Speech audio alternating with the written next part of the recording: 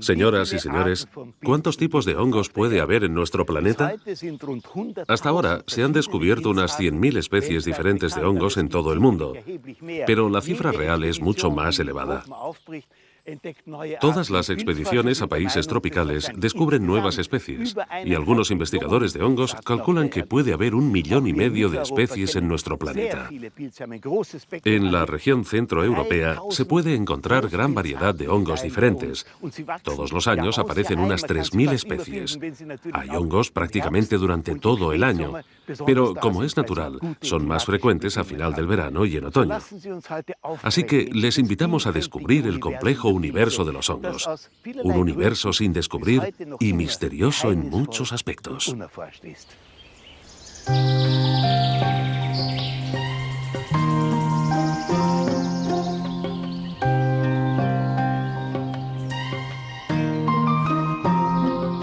Encuentros en la tercera fase.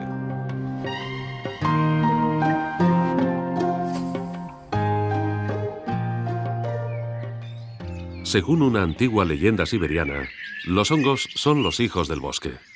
Y lo cierto es que en torno al 70% de las especies locales de hongos crecen exclusivamente en bosques.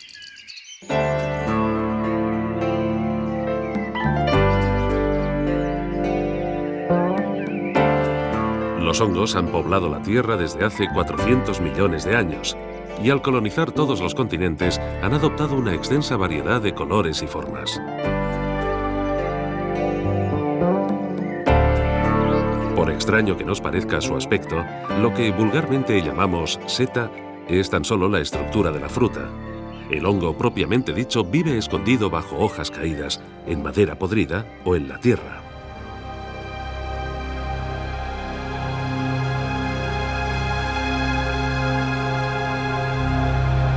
La estructura del hongo está formada por numerosas y delicadas hifas. A simple vista puede parecernos una telaraña.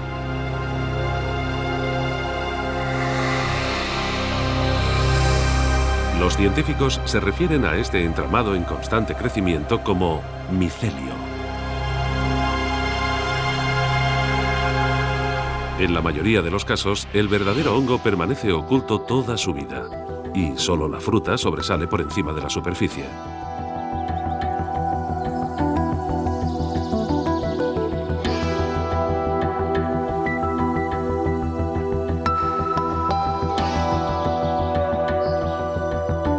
Sin entrar en detalles, puede parecer que los hongos y las plantas crecen de forma similar.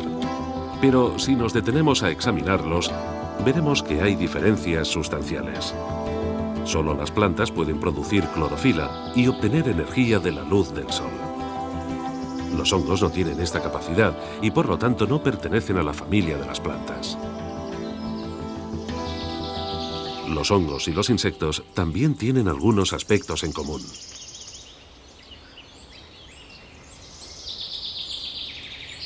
Por ejemplo, el caparazón de este ciervo volante debe su dureza a la quitina, una sustancia que endurece el cuerpo de los insectos, pero que también da forma y estabilidad a la estructura de los hongos.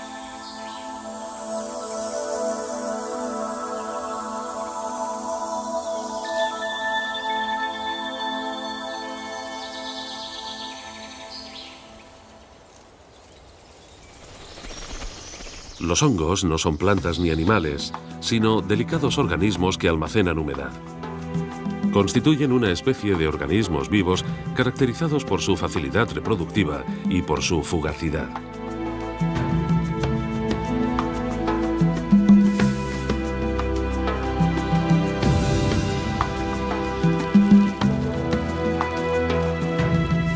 La relación entre el hombre y los hongos se remonta a la antigüedad. Su origen lleva años enterrado en la historia. Algunos de los indicios más tempranos nos llevan al desierto egipcio.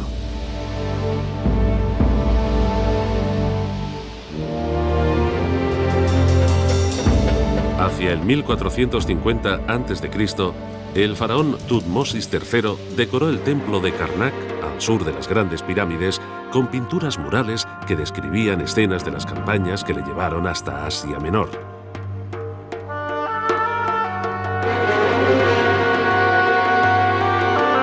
Las imágenes también muestran la flora y la fauna. Y aparece una seta, posiblemente la representación más antigua del mundo.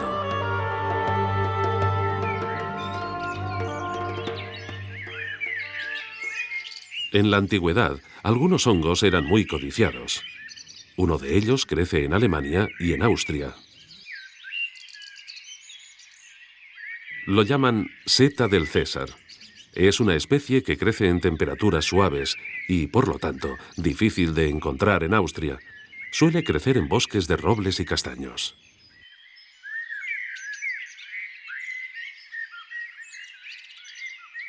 Su sombrero puede llegar a medir 20 centímetros de diámetro.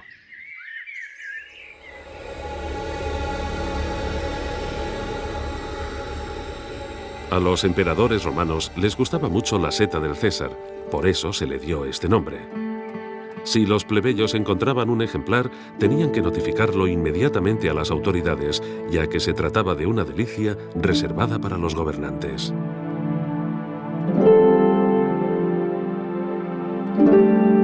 Si alguien intentaba apropiarse de una seta del César para sí mismo, corría un gran riesgo, ya que era una ofensa castigada con la muerte.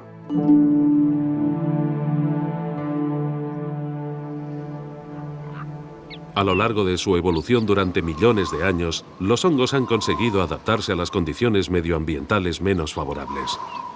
Muchas especies toleran incluso el frío, el hielo y la nieve.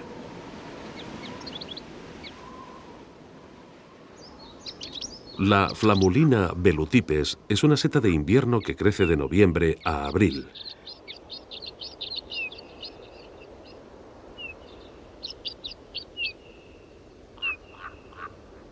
Crece agrupada en las ramas de árboles caducifolios, sobre todo en sauces y álamos. Su fruto es comestible.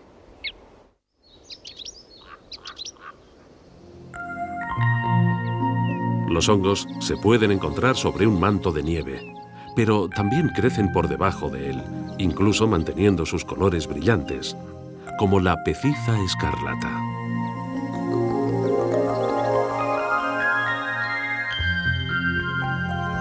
A pesar de las nieves ocasionales, la temporada de setas comestibles empieza temprano, en marzo.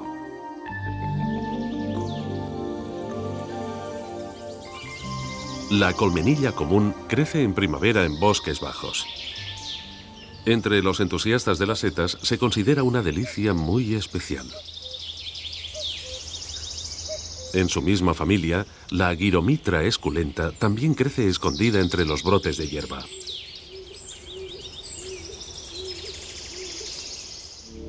Pero cuidado si el sombrero tiene forma de cerebro, ya que se trata de un ejemplar tóxico que crece en la misma época del año, casi exclusivamente en los pinares.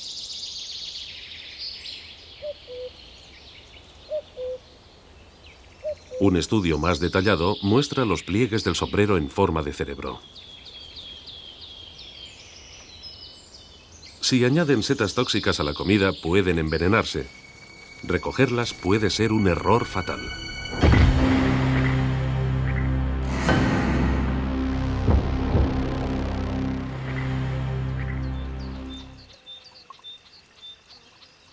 Algunos conventos y monasterios conservan el conocimiento de la historia natural acumulada durante siglos. Uno de ellos es el monasterio austriaco de Admont, en Estiria. Su magnífica biblioteca alberga unos 80.000 volúmenes recogidos durante 5 siglos.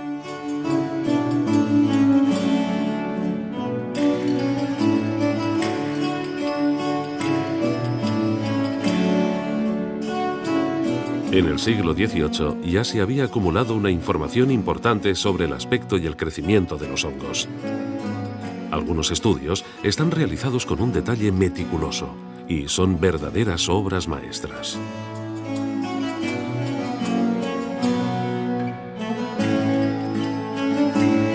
Durante siglos se centró la atención tan solo en los hongos comestibles. Así, por ejemplo, nuestros antepasados no tardaron en descubrir el delicioso sabor del rebozuelo, que crece tanto en bosques caducifolios como de coníferas.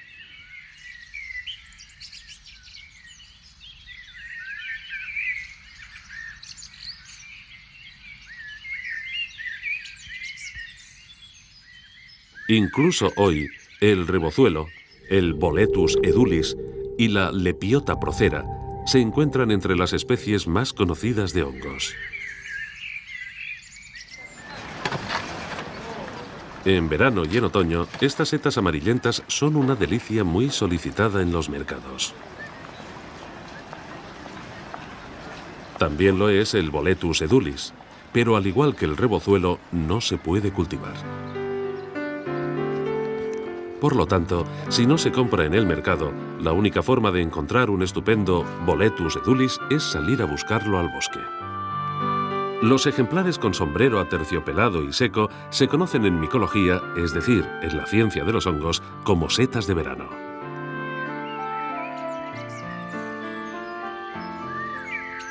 Se encuentran a partir de mayo en sus respectivos hábitats.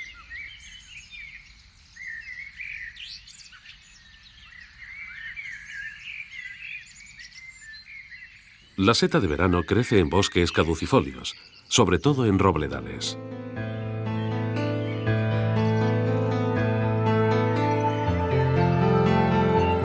Hace unas décadas, los científicos demostraron que existe una interdependencia vital entre algunas especies de árboles y los hongos. Esta estrecha relación entre los hongos y su árbol huésped no se da tan solo en los bosques caducifolios, sino que también se ha observado en bosques de coníferas.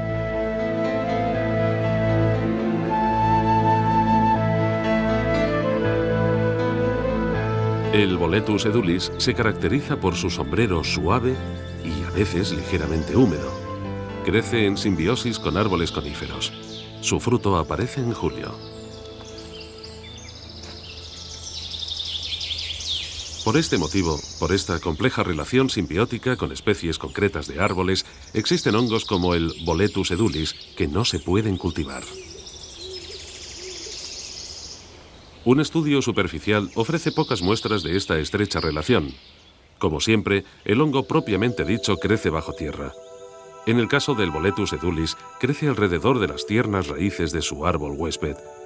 Esta estructura recibe el nombre de micorriza, que literalmente significa raíz recubierta.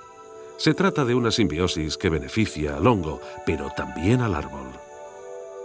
A pesar de intensas investigaciones, todos los esfuerzos por cultivar Boletus edulis en invernaderos han fracasado. Siguen siendo los hijos del bosque. Otras especies de hongos son más modestas en cuanto a su hábitat. Se conforman con un sustrato combinado y con una temperatura suave constante. Se ha mezclado humus y estiércol de caballo y se ha integrado artificialmente un micelio. El riego intenso permite que el fruto se desarrolle en un par de semanas. Son champiñones.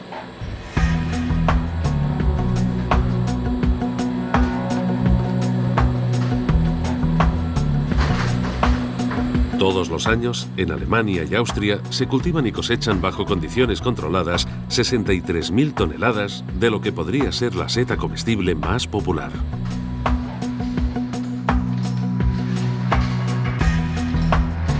En un invernadero, el champiñón tarda 21 días en convertirse en el producto final. Una vez almacenados, pesados y envasados, los champiñones artesanos ya están listos para consumir. Apenas quedan secretos por descubrir acerca del cultivo de champiñones, pero no ocurre lo mismo con otras especies. La mayoría de los organismos de hongos que encontramos en bosques y praderas encierran muchos misterios. Uno de ellos es su cronómetro interno. Por ejemplo, el Dictyophora indusiata inicia su vida con lo que llamamos un huevo de bruja. De repente, fuerzas invisibles entran en funcionamiento y generan una extraña criatura.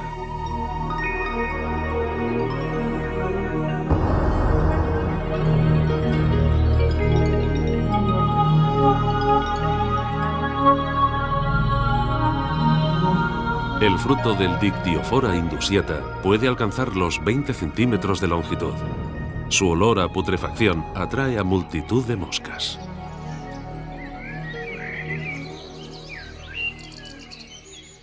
Nuestros bosques también están poblados por criaturas que parecen alienígenas más que hongos.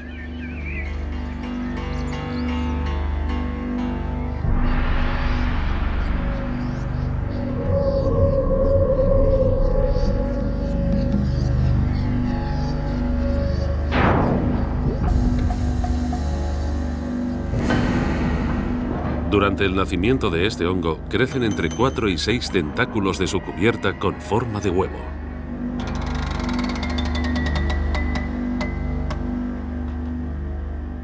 El peculiar Dictyophora indusiata, con forma de pulpo, originario de Australia, fue introducido en Europa en 1913 y ahora también crece en Europa central. Si el micelio crece regularmente en todas las direcciones, el fruto marca su perímetro y también es conocido como el corro de brujas. La llamativa Amanita muscaria suele crecer en grupo. Seguramente es la seta más conocida. Su aspecto característico facilita su identificación y también le ha otorgado una fama legendaria.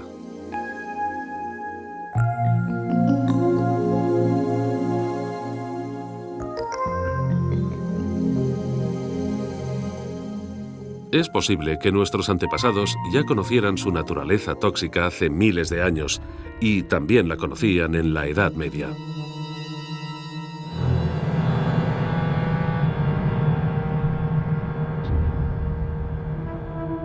Alquimistas y brujos pasaban horas experimentando en sus cámaras secretas. Destilaban esencias misteriosas de salamandras y serpientes, y para algunos elixires, la Amanita muscaria también era un ingrediente esencial. El componente tóxico de la Amanita muscaria provoca delirios y alucinaciones. También se utilizaba como narcótico, pero en grandes dosis puede causar daños importantes. Como en la mayoría de los casos, el veneno depende de la dosis.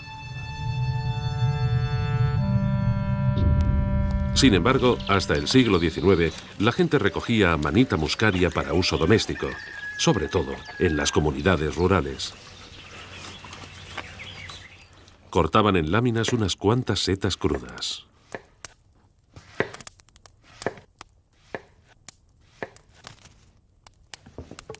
Luego añadían leche, que absorbía la toxina, la llamada muscarina. Esta combinación era el matamoscas perfecto para los granjeros. Los insectos se acercaban a beber y caían como moscas.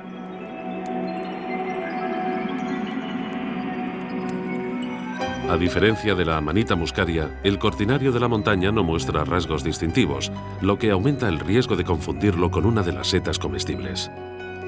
El resultado siempre es fatal. Se trata de un hongo altamente tóxico.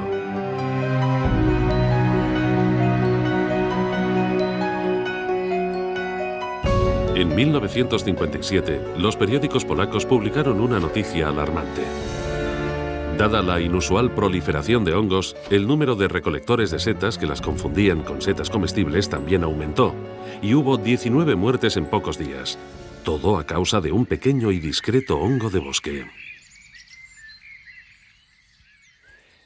Así es, señoras y señores, de las 3.000 variedades de hongos grandes que crecen en Europa Central, apenas 300 son comestibles. El resto no son comestibles. Se consideran venenosos, o lo son con toda seguridad, llegando a ser incluso mortales. Afortunadamente, de los hongos que crecen en Austria, no hay más de 10 especies consideradas mortalmente tóxicas. Así que, de no estar realmente familiarizados con su aspecto y ser capaces de identificarlos correctamente, es mejor no tocarlos. Si no están seguros, deberían contactar con un centro de micología. Las setas venenosas pueden estar en cualquier parte. De hecho, acabo de ver una sospechosa por aquí. Y resulta ser una rúsula venenosa. Por cierto, también hay setas venenosas que tienen un comportamiento extraño. Algunas son comestibles si no se mezclan con ciertas bebidas, como el alcohol. Lo contrario podría tener graves consecuencias.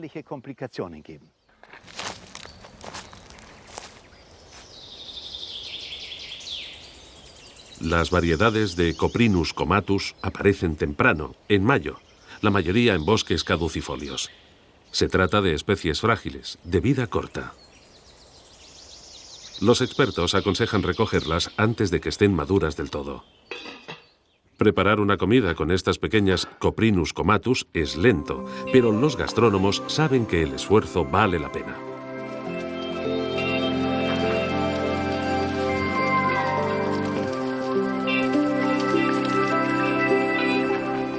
Aunque no se cuente con una cantidad suficiente para preparar un plato, añaden un sabor delicioso a cualquier guiso con setas.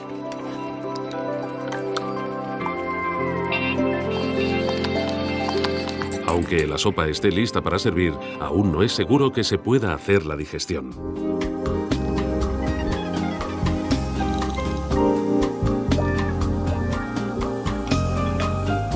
No depende de los ingredientes, sino de si se bebe alcohol con la comida.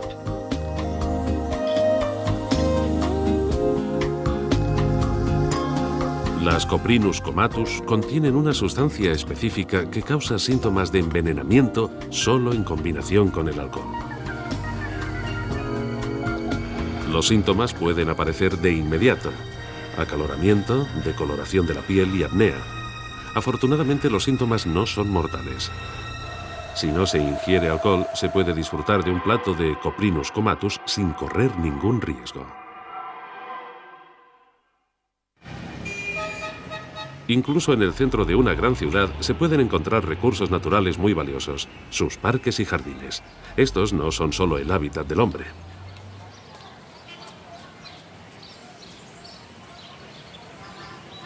Los recolectores de setas pueden encontrar tesoros incluso en el centro de la ciudad. En primavera, por ejemplo, la sabrosa seta de San Jorge se puede encontrar en los parques.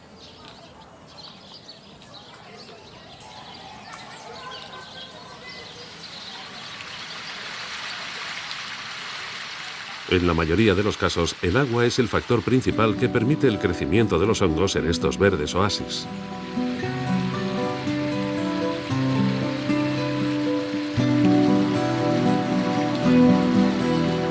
Como una eterna fuente de juventud, la humedad constante favorece el crecimiento de una gran variedad de especies. La seta de San Jorge no es la única seta comestible que prolifera. La Inocybe erubescens también crece en los parques urbanos y puede confundirse fácilmente con una seta comestible. Una de sus características es que tiene el sombrero roto.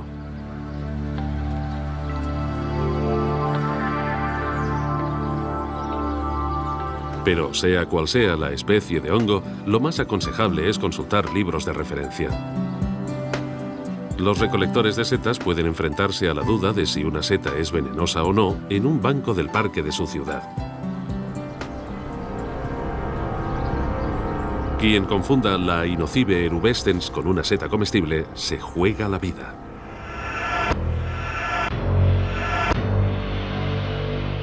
Ingerir apenas 50 gramos puede resultar fatal, ya que contiene muscarina, el veneno de la Amanita muscaria, pero mucho más concentrado.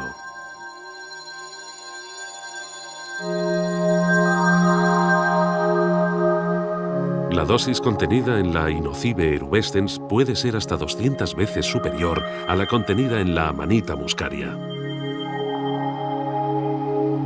Y 50 gramos son solo un puñado de setas.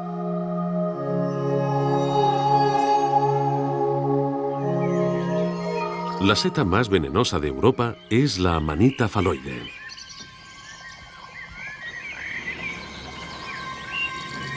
Su color y aspecto pueden variar considerablemente. En general, forman un anillo membranoso debajo del sombrero, pero la característica más fiable para identificar a la Amanita phalloide es la capa bulbosa que tiene en la base del pie.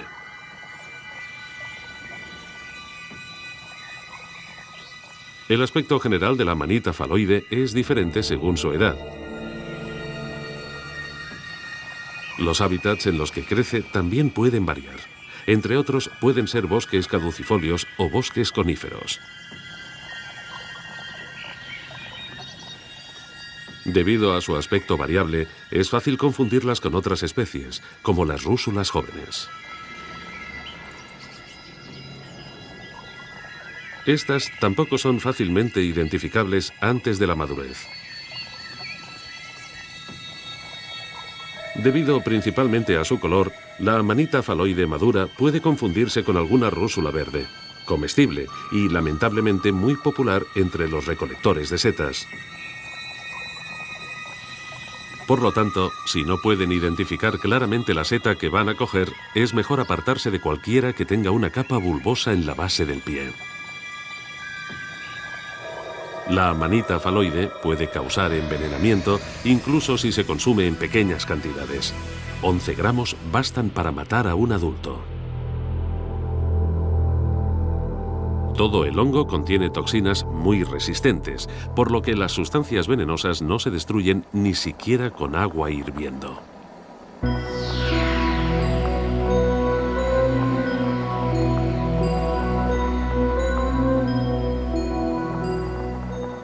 Desecar la seta tampoco reduce el peligro. La pérdida de humedad no reduce el veneno que contiene.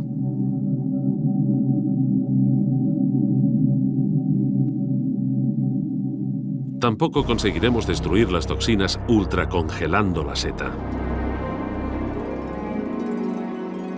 Si la amanita faloide está en el plato, la vida de todos está en peligro. Para complicar aún más las cosas, los primeros síntomas de envenenamiento tardan entre 8 y 10 horas en aparecer. Náuseas, vómitos y diarrea son los primeros síntomas, y hay que tomarlos muy en serio. Si las náuseas y la diarrea persisten, es señal de que no se puede perder el tiempo. Los minutos cuentan.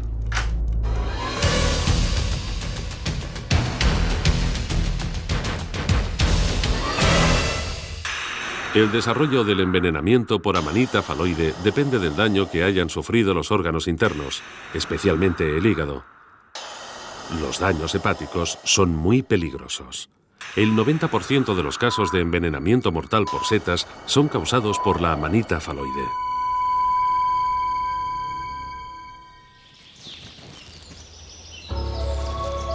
Incluso hoy, muchos recolectores de setas consideran que los hongos de los que se alimentan las babosas pueden considerarse comestibles.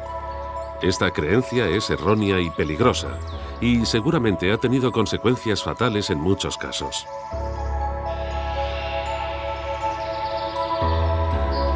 Incluso la seta más venenosa, la amanita faloide, puede ser una delicia para algunos animales. Las babosas ingieren todas las partes de esta bomba tóxica sin sufrir ningún daño.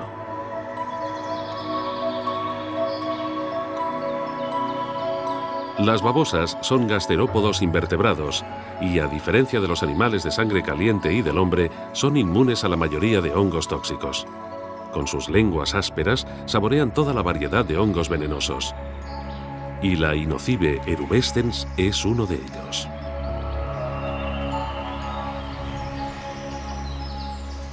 Solo hay una forma de evitar las especies venenosas con toda seguridad: aplicar conocimiento experto y detallado, además de la experiencia personal.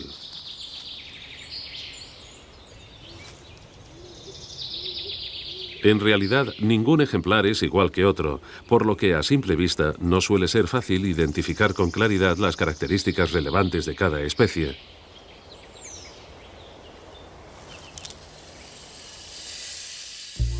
El nacimiento de un hongo se genera con unas partículas diminutas, las esporas. Si caen en la superficie adecuada, germinan y crecen. Con frecuencia, la menor vibración basta para liberar las pequeñas esporas de los hongos, cuyo diámetro suelen medir tan solo décimas de milésimas de milímetros. Los hongos maduros generan frutos capaces de generar millones de descendientes. Algunos tipos de esporas crecen especialmente bien en los alimentos. Por ejemplo, las esporas de los hongos mohosos.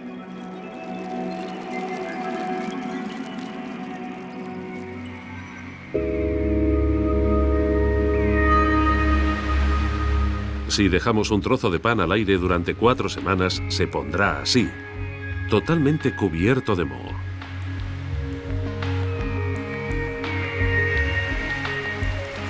La comida enmohecida no es comestible y puede ser peligrosa.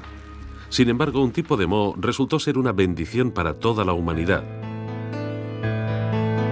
Hace 76 años, el bacteriólogo escocés Alexander Fleming estaba investigando la gripe y la neumonía. Pero no fue esta investigación la que le hizo mundialmente famoso, sino un hongo mohoso que descubrió por casualidad. Todo empezó cuando Alexander Fleming se fue de vacaciones en verano de 1928.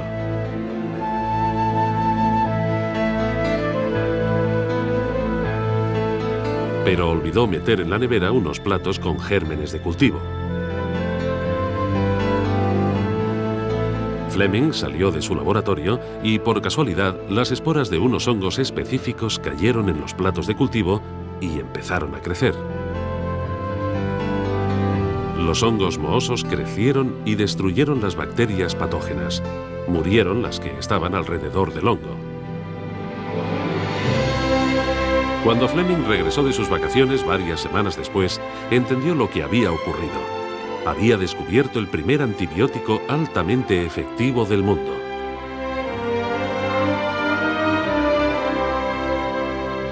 Del nombre del hongo, Penicillium, derivó la palabra penicilina, que revolucionó la medicina en todo el mundo.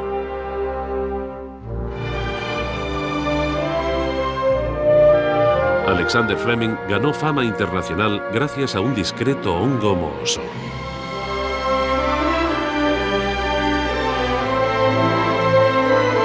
En 1945 recibió el Premio Nobel por descubrir la penicilina, una sustancia que todavía se utiliza hoy en muchos antibióticos.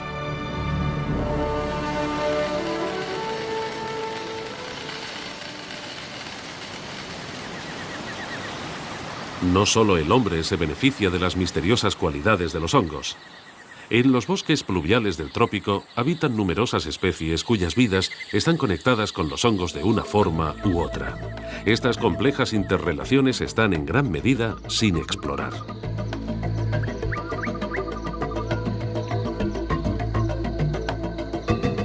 Los micólogos asumen que, de momento, tan solo se ha descubierto el 30% de todas las especies tropicales que existen.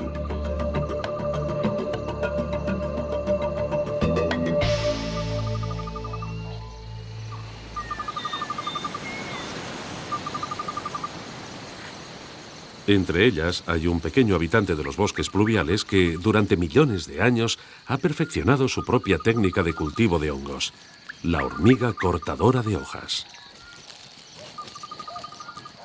Ejércitos de obreras de unos 10.000 ejemplares trasladan a toda prisa los fragmentos de hojas que han cortado hábilmente de las plantas con sus afiladas mandíbulas.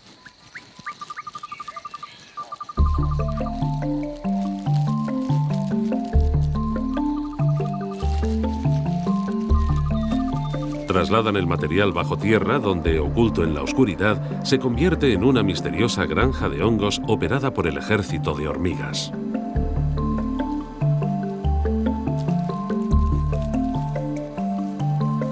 La cosecha de hojas se distribuye por numerosos pasajes de un extenso laberinto que fertiliza los hongos que allí se cultivan.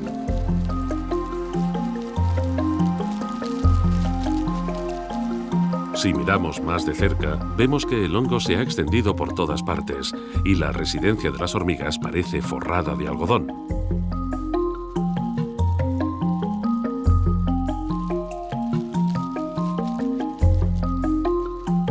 Estos insectos sociales son completamente autosuficientes. Las plantaciones subterráneas de hongos son el pasto del que se alimentan regularmente, su fuente de nutrición.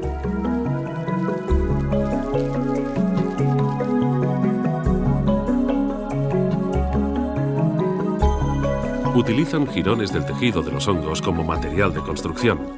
Poco a poco levantan una compleja estructura de hongos, totalmente acorde con lo que las hormigas cortadoras de hojas habían planeado.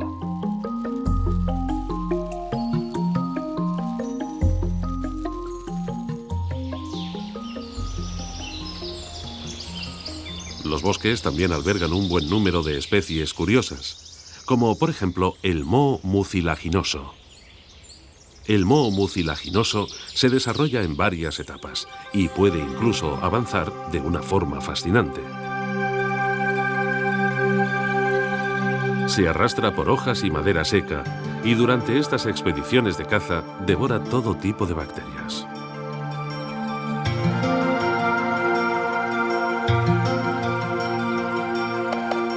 A pesar de que los mohos mucilaginosos carecen por completo de órganos, son capaces de crear un sistema palpitante de venas, aunque solo por un tiempo limitado. En cuanto la temperatura o la humedad no son adecuadas, cambian de aspecto y recuperan la forma de masa compacta. Los micólogos tienen muchos misterios que descubrir todavía en estos extraños organismos.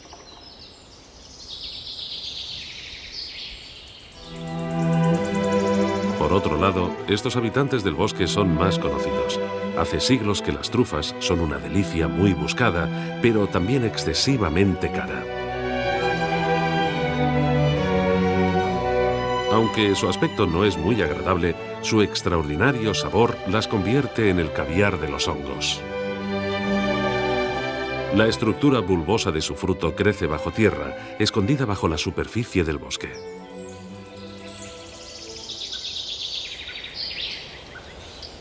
Aunque no las podamos ver, hay criaturas capaces de localizarlas gracias a su olfato.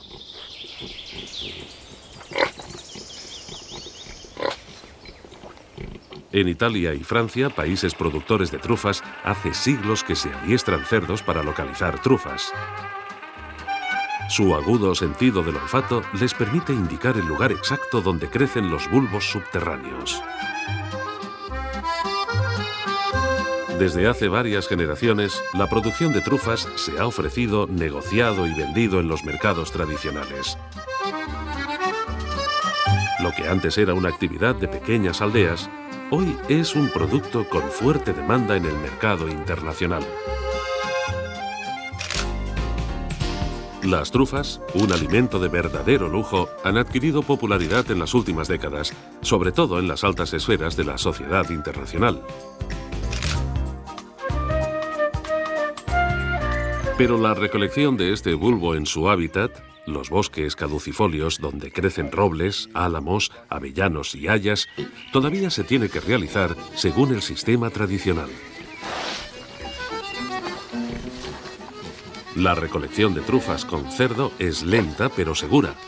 Parece estar gobernada por el refrán «Vísteme despacio, que tengo prisa». Los cerdos son inteligentes y se saben animales valiosos.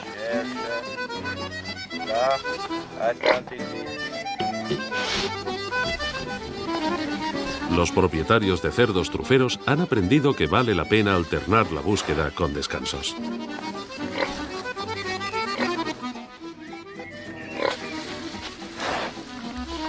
Los cerdos amaestrados han retenido muchas de las cualidades primigenias de su pariente no amaestrado, el jabalí, como por ejemplo la pasión por prácticamente todo tipo de alimento. Los cerdos son omnívoros y para un olfato sensible, el suelo forestal es un auténtico paraíso que ofrece abundantes plantas, animales y hongos. El adiestrador del cerdo debe detectar el mejor momento. De lo contrario, el cerdo se comería lo que el hombre busca.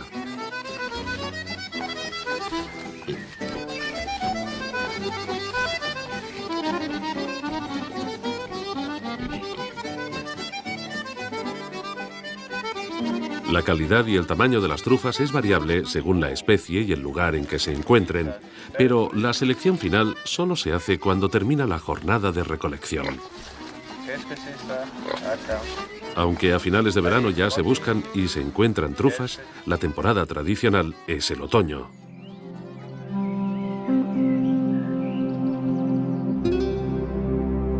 La tranquilidad de muchos hogares se convierte en bullicio poco después del amanecer.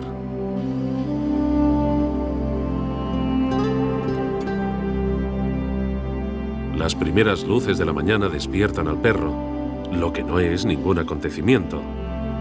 Pero este perro es un buen buscador de trufas bien entrenado y su jornada laboral empieza pronto. El perro guarda una estrecha relación con su amo. Al fin y al cabo, Tony Pla, buscador profesional de trufas de Borgoña, depende de la voluntad de su compañero canino. Pero no le hace falta ser persuasivo. Todos los días, el perro y su amo descubren de nuevo la pasión que comparten por las trufas y se adentran en el bosque a primera hora de la mañana.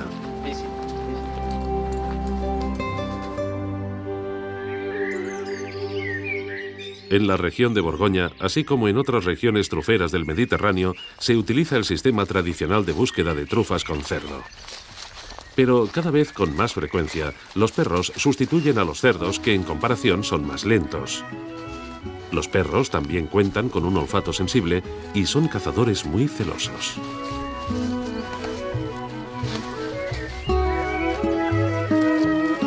Los perros truferos se entrenan en centros especiales.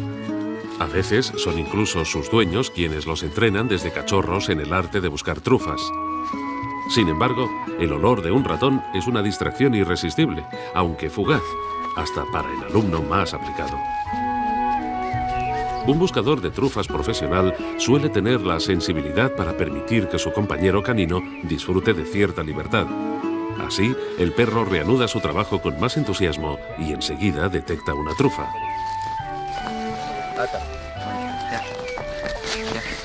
Estos perros se dedican a su trabajo con pasión y, lógicamente, comparten el entusiasmo de sus adiestradores en esta búsqueda tan especial.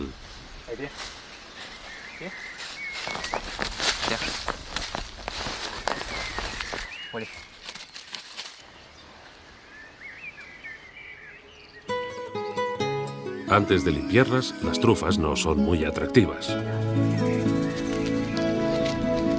Pero solo con su olfato, un experto es capaz de saber si la trufa está en buen estado.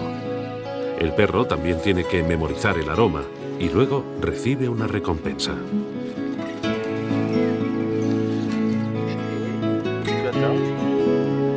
Un trozo de queso le hace feliz.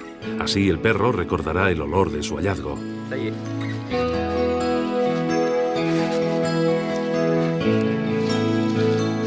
Antes de abandonar el lugar, la partida de caza cubre el terreno escarbado con tierra y hojas para que el micelio de la trufa no sufra.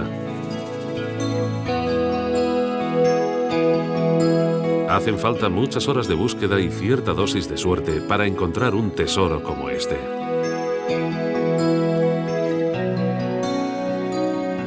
El corte transversal de las trufas de Borgoña y del Périgord ofrece una textura particular y su destacado sabor ennoblece los platos más sencillos.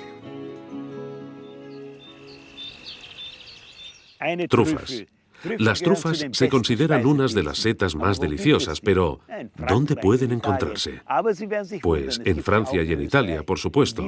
Pero os sorprenderá saber que también se encuentran en Austria, en la región de Viena, en Burgenland, en Estiria, en Carintia y en la Alta Austria. Los micólogos aseguran que en Austria hay más de 12 variedades de trufas. Pero si crecen aquí, ¿cómo las encontramos?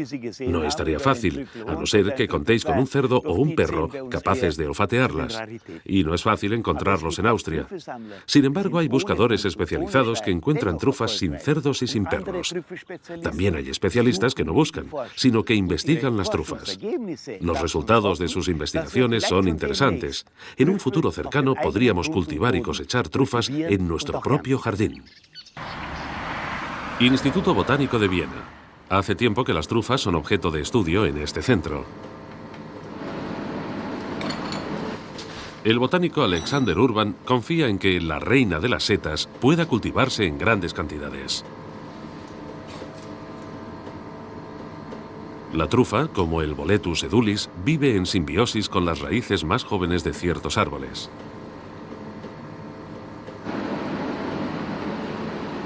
El truco está en inocular árboles jóvenes con tejido de trufa que pueda germinar.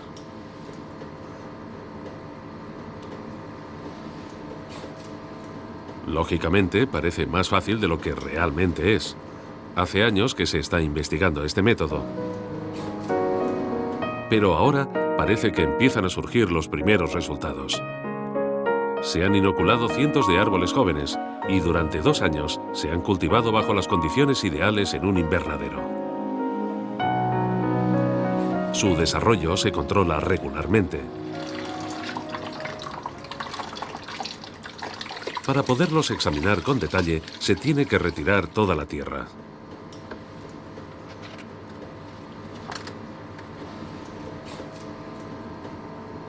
Una inspección microscópica de las raíces revelará si los investigadores están en el buen camino para crear un jardín de trufas.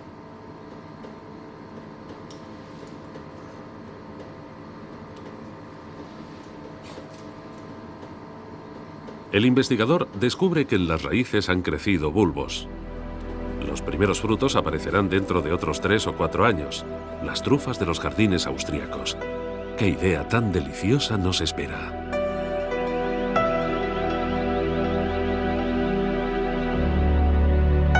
La Tuber Brumale Beet es una variedad de menos calidad, pero también muy valorada. Se encuentra en los bosques, pero hay que saber buscarla.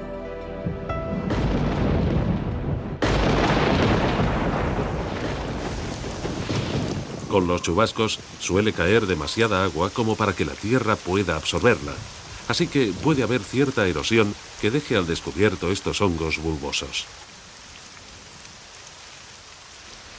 Cuando hay un chubasco fuerte, Walter Lofack busca en las zonas erosionadas y su paciencia suele ser recompensada. Aunque las Tuber Brumale Beet pueden alcanzar el tamaño de una patata, su valor en el mercado es modesto, sobre todo comparado con el de la seta más cara del mundo, lo que nos remonta a la época medieval de Japón.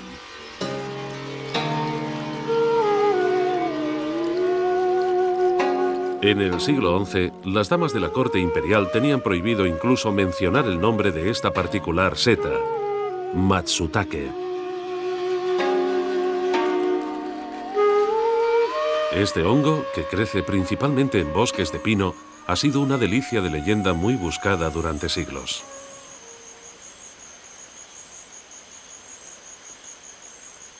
En gran medida, su forma es la responsable de la creencia en sus cualidades afrodisíacas. La Matsutake marrón puede encontrarse incluso en Europa central, aunque en raras ocasiones. En Japón, la Matsutake ha sido un motivo recurrente a lo largo de los siglos. Y todavía hoy se considera un regalo valioso, aunque no debe hacerse a una mujer. Se dice que se ha llegado a pagar $10.000 por un par de ejemplares.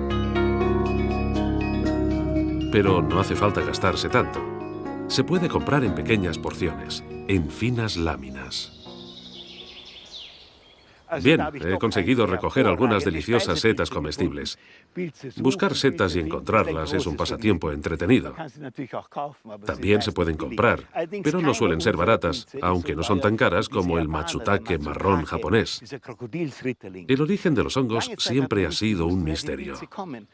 Hoy sabemos que crece en el micelio, una estructura discreta de blancas hifas que pueden formar grandes entramados bajo tierra, bajo los continentes. Así que se trata del ecosistema más complejo del mundo, una especie de Internet orgánico.